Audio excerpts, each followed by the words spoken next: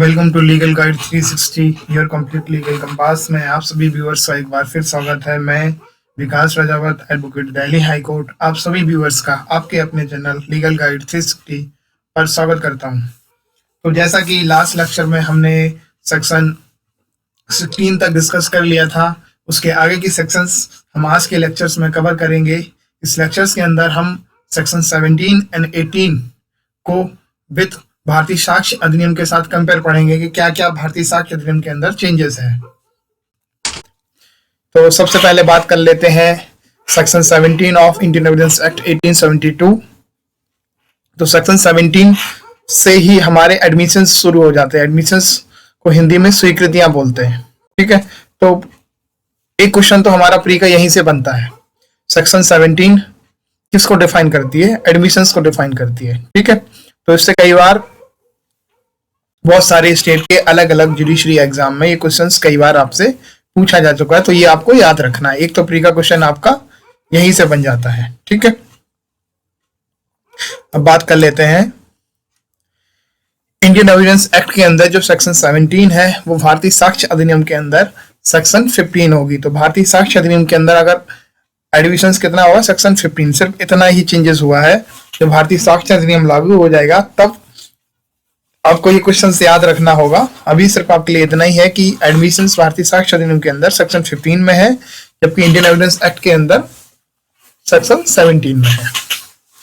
तो एडमिशंस को हम समझ लेते हैं। मैं आपको बहुत अच्छे से समझा दूंगा एडमिशन के बारे में, ठीक है। An admission is a statement. तो पहली बात कर लेते हैं, an admission is a statement. तो जो एडमिशंस होता है वो क्या होती है? स्टेटमेंट होती है। मतलब जो स्वीकृतियां है, जो स्वीकृति है वो क्या होता है? कथन होता है, है ना। एडमिशन एक कथन होता है। तो यहीं पे एक चीज और क्वेश्चन आता है प्री में कई बार कि all admissions are statement but all statements are not admissions. तो ये बात है कि जो स्टेटमेंट्स हैं वो सभी एडमिशंस होंगे ये जरूरी नहीं है, पर जो एडमिशंस होंगे वो स्टेटमेंट जरूर होगा। तो एक तो बात ये हुई थी। तो एडमिशन है क्या? एक स्टेटमेंट है। दूसरी बात, पहली बात तो ये समझ में आई। अब जो ये एडमिशन है वो किस किस फॉर्म में हो सकता है? ओरल हो सकता है, पहली बात। दूसरी बात डॉक्यूमेंट्री हो सकता है, और तीसरी बात इलेक्ट्रॉनिक्स और डिजिटल फॉर्म में हो सकता है, कंटेन इन इलेक्ट्रॉनिक फॉर्म, ठीक है। तो एडमिशन पहली बात स्टेटमेंट है। दूसरी बात ये ओरल भी हो सकता है, डॉक्यूमेंट्री भी हो सकता है, और इलेक्ट्रॉनिक फॉर्म में भी हो सकता है। तीसरी बात which suggests any inference as to any fact in issue or relevant, ठीक है। तो ये क्या जो एडमिशन है ये क्या करता है? हमें सजेस्ट करता है इन्फ्रेंस के लिए with regard to fact and issue और रेलिवेंट, है ना। फैक्ट एंड इश्यू और रेलिवेंट के लिए ये हमें सजेस्ट करता है इन्फ्रेंस को, ठीक है। मतलब इन्फ्रेंस हो गया अनुमान, ठीक है। अनुमान बताए फैक्ट एंड इश्यू और रेलिवेंट फैक्ट के लिए, वो एडमिशन होगा। तीसरी बात ये हो गई, and which is made by any of the person and under the circumstances here in mentions. तो पहली बात तो समझो आप ये पूरी कि एडमिशन एक स्टेटमेंट होती है, वो ओरल भी हो सकता है, डॉक्यूमेंट्री हो सकता है, इलेक्ट्रॉनिक और डिजिटल फॉर्म में हो सकता है, जो कि हमें कोई अनुमान सजेस्ट करता हो किसके लिए? फैक्ट एंड इश्यू और रेलिवेंट फैक्ट के लिए। तो एडमिशन की डेफिनेशन हो गई एक ये। दूसरी बात, एडमिशन वो भी होते हैं जो कि किसी पर्सन के द्वारा दिए गए हो किसी सर्कमस्टांसेस में, जो कि आगे आने, हेयर इन मेंशन जो वर्ड यूज हुआ है ये, जो कि आगे आने वाली सेक्शंस में मेंशन है, तो वो भी जो स्टेटमेंट होंगी वो भी एडमिशंस कहलाई जाएंगी। तो यहाँ पे दो चीजें हैं। पहली बात स्टेटमेंट जो होंगी, and admission is a statement. तो जो एडमिशन होंगे वो स्टेटमेंट होंगी, ठीक है। वो ओरल भी हो सकती हैं, डॉक्यूमेंट्री हो सकती हैं, और इलेक्ट्रॉनिक फॉर्म में हो सकती हैं, जो किसी अनुमान को सजेस्ट करते हो फैक्ट एंड इश्यू के लिए और रेलिवेंट फैक्ट के लिए। रेलिवेंट फैक्ट क्या होता है? सुसंगत तत्व। फैक्ट एंड इश्यू हो गया विवादक तत्व, ठीक है। And which is made by, ये दूसरी बात है कि और एडमिशंस क्या हो सकते हैं? जो किसी पर्सन के द्वारा बनाए गए हों, दिए गए हों, under the circumstances here in after mentions. मतलब आगे आने वाली सेक्शंस के अंदर उन्हें जहां पे मेंशंस किया जा रहा है तो वो भी स्टेटमेंट एडमिशन कहलाएंगी, ठीक है। ये तो बात हो गई पहली। अब बात करते हैं सेक्शन 18 की। एडमिशन हमने समझ लिया, एडमिशन का डिफाइन है सेक्शन 17 के अंदर डिफाइन है, मैंने ये भी बता दिया आपको कि वहां से प्री का क्वेश्चन आता है। अब सेक्शन 18 की बात कर लेते हैं, section 18 of Indian evidence act, जो कि भारतीय साक्ष्य अधिनियम के अंदर सेक्शन 16 हो जाएगी। ठीक है, तो एडमिशन वहां समझ लिया। ये बात करें admission by party to proceedings और हिज एजेंट, तो यहां पे बात सिंपल सा है कि एडमिशन किस किस के जरिए लिया जा सकेगा। तो एक तो पार्टी की जरिए एडमिशन दिया जा सकेगा और एजेंट के द्वारा। अभी ये सेक्शन 18 के द्वारा बात की कि पार्टी के द्वारा जो प्रोसीडिंग्स में जो दिया जाएगा वो इस एडमिशन होगा और एजेंट के द्वारा। तो statement made by a party to the proceedings, ठीक है, स्टेटमेंट जो दी जाएगी पार्टी के द्वारा प्रोसीडिंग्स में वो भी एडमिशन हो जाएंगी, और by agent to any such party. ठीक है, और by agent to any such party. अब एनी सच पार्टी का मतलब क्या हुआ? पार्टी से मतलब आप क्या समझते हैं? पार्टी मतलब उस केस से रिलेटेड जो भी है, जैसे डिफेंडेंट हो गए, रिस्पोंडेंट हो गए, पिटिशनर हो गए, डिफेंडेंट जितने भी हैं 1 2 3 4, रिस्पोंडेंट जितने भी हैं, वो सभी लोग क्या है उस केस के पार्टी हैं। तो फिर एक तो वो पार्टी दे सकते हैं, और अब सपोज करो डिफेंडेंट नंबर 2 है, उसने किसी एजेंट, कोई एजेंट उनके बिहाफ पे रिप्रेजेंटेटिव है वहां पे, तो वो एजेंट भी दे सकते। whom the court regards under the circumstances of the case as expressly or implicitly authorized by him to make them or admission। तो ये समझ लेते हैं कि सर्कमस्टांसेस ऑफ द केस। अब इसमें क्या है कि एजेंट कौन होंगे? जो अथोराइज्ड होंगे। ठीक है, ये तो एक्सप्रेसली हो या इम्प्लाइडली हो। एक्सप्रेसली का मतलब क्या होता है कि किसी लेटर के जरिए उसमें एक्सप्रेस हो रहा हो कि ये पर्टिकुलर पार्टी की क्या है, एजेंट है। ठीक है, इम्प्लाइडली अथोराइज हो गया। सर्कमस्टांसेस ऐसा है कि जनरली ऐसा ही है, मतलब कि ये ही इस व्यक्ति का एजेंट होगा।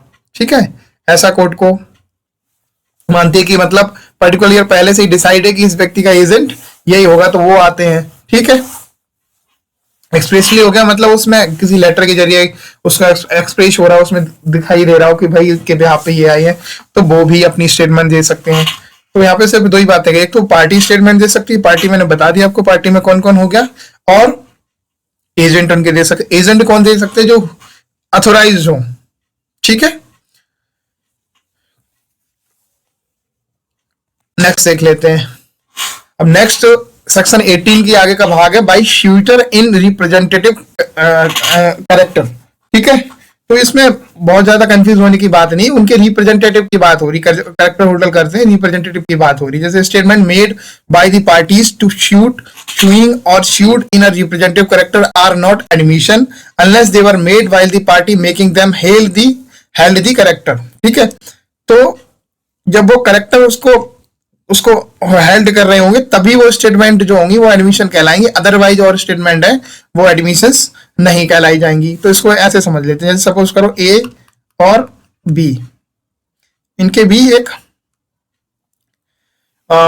डिस्प्यूट चल रहा है। ठीक है, अब ये सपोज करो ये एक्स व्यक्ति है। ठीक, इसको पार्टी तो इसमें नहीं बनाया, पर इनके लिए, इनके बिहाफ पे, ठीक है, इसको इन्होंने अथोराइज कर दिया। तो ये स्टेटमेंट जो सपोज करो कि आज पर्टिकुलर, आज सपोज करो 11 तारीख है, आज 11/1/2024, आज इनको अपॉइंट कर दिया। तो अब ये स्टेटमेंट जो देंगे ना, ये स्टेटमेंट जो हो जाएगी वो रेलिवेंट हो जाएगी, और जिनको कब किस डेट तक के लिए इन्होंने करा हुआ है उस डेट तक मान के चलो इनको 11/2 तक करा हुआ है, तो 11/1 से लेके 11/2 के बीच जो भी ये स्टेटमेंट करेंगे ना वो एडमिशन बन सकती हैं। ठीक है, ये एक्स व्यक्ति जो पार्टी नहीं है, तो ये रिप्रेजेंटेटिव कैरेक्टर क्या हुआ? अब जो 11/1/2022 से 11/2/2024 तक, 11/1/2024 से और ये 11/2/2024 तक इनके एक्स के द्वारा जो स्टेटमेंट दी जाएंगी, इसका मतलब ये है कि वो एडमिशन होंगी। ठीक है, अब जो बात करेगी देम हेल्ड दी करेक्टर, तो करेक्टर ये जो 11/1/2024 से 11/1/2024 से 11/2/2024 के बीच ये करेक्टर हेल्ड कर रहा है, इस पर्टिकुलर टाइम में जो है ये करेक्टर हेल्ड कर रहा है। अगर सपोज करो 11/1 से पहले अगर कोई स्टेटमेंट दी जाती इनके द्वारा, तो वो स्टेटमेंट क्या होंगी? एडमिशन नहीं बनेगी। ये मतलब है इसका। आगे की बात कर लेते हैं। Party interested in subject matter. ठीक है, person who have any proprietary or peculiarly interested in the subject matter of the proceedings and who make the statement in their character or person so interested। ठीक है, अब same इसको समझ लेते हैं example से। जैसे ए और बी, सब्जेक्ट मैटर क्या है, ये मान के चलो ये हाउस है, इसका डिस्प्यूट चल रहा है ए और बी के बीच। ठीक है, अब ए का एक भाई भी है सी। ठीक है, तो 50% जो ये घर है ना, इस पे इसका भी इंटरेस्ट डिराइव कर रहा है। ठीक है, पार्टी इंटरेस्टेड, तो ये इंटरेस्टेड पार्टी हो गई, तो इसके द्वारा भी जो स्टेटमेंट दी जाएंगी ना, वो भी एडमिशन बन जाएंगी। ठीक है, क्योंकि इसका क्या प्रोप्राइटरी जो है ना, इंटरेस्ट यहाँ पे दिख रहा है इस प्रॉपर्टी के अंदर। सब्जेक्ट मैटर क्या है, ये है ए और बी के बीच में। ठीक है, और ये सी है, तो सी का जो इंटरेस्ट इसमें है ना, तो इसके नाते सी बेशक इसमें पार्टी नहीं बना हुआ है, पर इसका इंटरेस्ट है ना, तो इसके नाते इसकी स्टेटमेंट जो होंगी ना, वो भी एडमिशन कहलाएंगी। सेम सपोज करो, जैसे कि इसने अपने राइट ए को दे रखे और ये बोला हो कि जब ये प्रॉपर्टी बेचोगे ना, इसके इतना परसेंट मुझे मिलेगा, तो ये पेक्यूनरी वाली बात होगी, पैसे से रिलेटेड होगी, तो पेक्यूनरी बात हो गई। तो भी मान के चलो इसने डी को बोला हुआ है, एग्जांपल से ले लो कि इसका इतना शेयर बिकेगा तो हम आपको इतना देंगे, तो डी की स्टेटमेंट भी एडमिशन कहलाएंगे, उस टाइम पे रेलिवेंट हो जाएंगी। ठीक है, नेक्स्ट देख लेते हैं। नेक्स्ट इसके नेक्स्ट पार्ट देखते हैं जिसमें बात करेगी person from home interest derived. ठीक है, मतलब उसका इंटरेस्ट डिराइव्ड हो रहा है, उत्पन्न हो रहा है किसी पर्टिकुलर व्यक्ति से, जिसका जो पर्टिकुलर सब्जेक्ट मैटर है। जैसे लिखा है person from whom the parties to the suit have derived their interest in the subject matter of the suit और admissions if they are made during the continuance of the interest of the person making the statement. ठीक, इसको भी समझ लेते ए और B. ठीक, अब suppose करो कि जो ये एक्स है, एक्स ने ए को ये प्रॉपर्टी दी थी, एक ये प्रॉपर्टी है, कोई ये फार्म है, कोई खेत है ये, तो एक्स ने ए को दी थी। ठीक है, अब ए और बी के बीच में इसको लेके डिस्प्यूट है। सब्जेक्ट मैटर क्या हो गया हमारा, ये फर्म। तो एक्स ने ए को दिया था, एक्स को जो ये प्रॉपर्टी के राइट कहां से ड्राइव हुए थे, ए को प्रॉपर्टी के राइट ड्राइव कहां से हुए थे, एक्स से। तो एक्स की स्टेटमेंट, इंटरेस्ट ड्राइव जो हुए, एक्स की स्टेटमेंट जो होंगी वो एडमिशन हो जाएंगी, यहाँ पे वो एडमिसेबल होंगी। ठीक है, विद कंटिन्यूअस, क्योंकि ये कंटिन्यूअस मतलब हो गई चेन से जुड़ी वाली बात, क्योंकि इसने एक्स ने इसको दिए थे राइट, तो ए के जो राइट ड्राइव हुए थे वो इंटरेस्ट कहां से ड्राइव हुए थे, एक्स से। तो एक्स की जो स्टेटमेंट होगी वो रेलिवेंट हो जाएंगी, एडमिशन कहलाएंगी। ठीक है, अब सेक्शन 17 18 हमने पढ़ लिया। अब लास्ट प्रीवियस ईयर जो सेक्शन 17 और 18 से जो क्वेश्चन बने हैं प्रीवियस में, जो प्री में बने हैं, डिफरेंट स्टेट्स में जो क्वेश्चंस पूछे गए हैं जुडिशरी में, उनमें से कुछ क्वेश्चंस मैं आपके लिए लाया हूं। तो पहला क्वेश्चन है which of the following statement is correct, admission could be oral only. तो एडमिशंस मैंने अभी बताया था आपको कौन सी सेक्शन में, वो याद करो। Admission could be documentary only, क्या ये बात सही है? एडमिशन कुड बी ओरल और डॉक्यूमेंट्री, क्या ये बात सही है? Admission are conclusive proof of the matter admitted. चार ऑप्शन दिए, कौन सी बात सही? Admission could be oral only, क्या ये बात सही? केवल ओरल होते हैं ये तो बात बिल्कुल गलत है। Admission could be documentary only, क्या डॉक्यूमेंट्री ओनली होती? तो नहीं, बिल्कुल ये बात गलत है। अगर आपको जरा सा भी ध्यान होगा ना तो उसमें पर्टिकुलर एक वर्ड तो नहीं, तो ओनली वाले तो अपने आप ही हट जाते हैं। एडमिशन कुड बी ओरल और डॉक्यूमेंट्री, तो admission are conclusive proof of the matter admitted, तो ऐसी तो बात कोई हुई नहीं थी, तो सी ऑप्शन रह जाता है। कंटेन इलेक्ट्रॉनिक्स, ठीक है, फॉर्म एक बात और होती तो इसका ऑप्शन आंसर हो गया सी। नेक्स्ट क्वेश्चन देखते हैं, which one of the following sections define, ये which one of the following section define admissions. तो एडमिशन को कौन सी सेक्शन डिफाइन करती है? तो मैंने बताया था आपको कि उससे क्वेश्चन बनता है बहुत सारा, तो आपको बिल्कुल याद होगा। सोचो जल्दी से, section 17। Next question, admission must be in writing में होना चाहिए, मस्ट बी ओरल होना चाहिए, कैन बी आइदर ओरल और in writing, must be oral और इन राइटिंग, बोथ। बताओ आप, एडमिशन क्या होना चाहिए? मस्ट भी होना चाहिए, इन राइटिंग में ही होना चाहिए, मस्ट भी ओरल ही होना चाहिए, क्या वो राइटिंग नहीं हो सकता? कैन बी आइदर ओरल और इन राइटिंग, तो इसका आंसर क्या हो गया? सोचो जल्दी से, सी आंसर हो गया इसका। तो थैंक यू सो मच, आज का लेक्चर हम यहीं समाप्त करेंगे। इससे आगे की सेक्शन सब इससे आगे आने वाली क्लास के अंदर डिस्कस करेंगे। बने रहिए आप सभी लोग मेरे साथ इसी तरह, और join our Telegram channel to get free study material. तो इसकी जो पीडीएफ है आपको, जो मैंने आज डिस्कस करा लेक्चर, इसकी पीडीएफ आपको फ्री ऑफ कॉस्ट मेरे लीगल गाइड 360 जो चैनल है टेलीग्राम के अंदर, आप उसको ज्वाइन कर लीजिए, जिससे आपको जो भी पीडीएफ डाउनलोड, वहां पे मैं लेक्चर की लिंक शेयर कर देता हूँ, वो पीडीएफ भी शेयर कर देता हूँ, तो आप इजिली वहां से डाउनलोड करके उसको रीड कर सकते हो। Thank you so much, good luck. मिलेंगे कल फिर एक नए लेक्चर के साथ। Thank you so much. तब तक आप पढ़ते रहिए ऐसे ही।